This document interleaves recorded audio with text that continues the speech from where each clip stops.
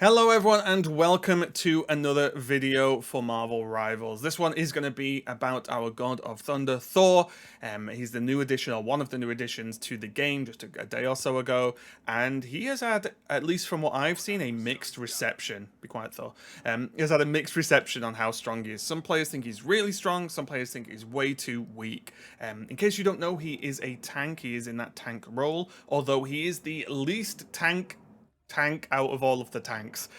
He is much more of a bruiser, and I think his role fits more in if you have like a Venom main tank, so to speak, and then Thor plays like an off tank, like just a big melee bruiser character that's going to get in the face of your opponents and cause them trouble, basically. With that being said, he is tanky. He has a good, he's got 600 base health, and he can gain shield, which I'll talk about in a second, but he does play in a bit of a weird way because he doesn't do anything to defend your teammates. He doesn't, shield or gain armor or put anything up like that, really. That he doesn't do a lot of the things the other tanks do. His disruption is based on him going up to the enemy team and hitting them with a hammer, as you would expect from Thor.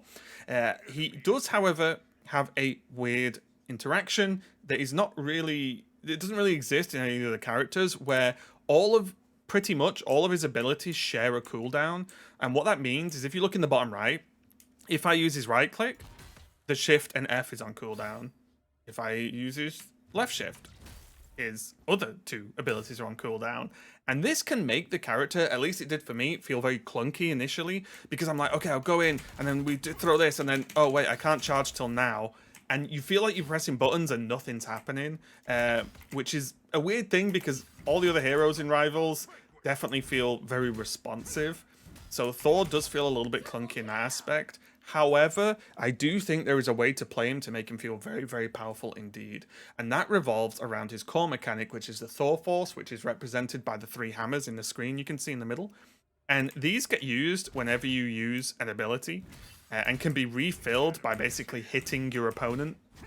And they also refill over time, a little bit slower though. I'll try and, if I do this, you can watch it refill.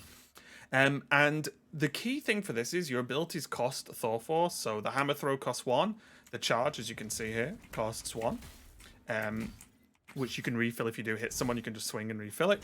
And then his F ability, which is, just to remind myself, Awakening Ruin, cost 3. And that is the key ability on this character. To play Thor well and to be an absolute menace to your opponent, you need this up at all times. And how you do this is you proc it, you pop off with melting damage, honestly, for a tank especially, and then it's gone. But what you can do then is use the E ability, which, as you can see here, is Lightning Realm, where you summon lightning to restore the Thor Force. And now I'll just have to, let me just quickly spend my force just so you can see. So if I spend a couple, and then if you press this, if there are 2 enemies here, it gives you 2 Thor Force back instantly. So what you really want to revolve around is activating your F, decimating your opponent, pressing your E if you're still in a fight to gain that Thor Force back, and then going straight back in to that Awaken mode again. So you want to do this, start going, crazy as much as possible. Just pop off with your bursts, which again do a lot of damage and are ranged. And then as soon as it's done, you can press this, get it back, and then just go again, because there's not actually a timed cooldown on these abilities. It's just purely revolved around that 1 second cooldown, and if you have enough Thor Force to do it. So you can just basically, look, I can just go in it again now, and this is what you want to do. This gives you shield, and this gives you incredible damage for a tank. Thanks, Collector. His other ability, of course, his ultimate is very nice. It deals damage in this AoE. You can fly around, and then you slam down. To be able to just deal a lot of nice AoE damage. And again, as you probably guessed, as Thor, you want to be in the fight. However, the drawbacks is it's hard to get in that fight sometimes. If the team's defending, say, this corner, and you're here, and you turn this corner, you've got options. You either just do this and get going, maybe throw a hammer out and get, pushing, or you do a Venom-style move and just charge in. But 1, it doesn't go that far, and 2, if you charge in and say there's ranged enemies, you might not be in range to hit a lot of them, and if you're not hitting them, you're not gaining the armor, as you can see in the bottom of the screen. So it can be a bit tricky to play Thor, and this is why I'm sort of saying that although he is a tank, he's more of a bruiser DPS. He might not do the most DPS, although I have done it, and I've seen other players pop off as Thor and be the biggest DPS on the team or in the game. He is really built to just be a menace and like in that line and start popping off with this extra shield. So he is very powerful. I think he is strong. He's just weird to play, but I do think you should put some time into him, especially if you like tanks and you like Thor. Because this, I'll tell you now, this feels great to just shred. And then just like pop this again, and then you can just get back in pretty quick if you just hammer and go again.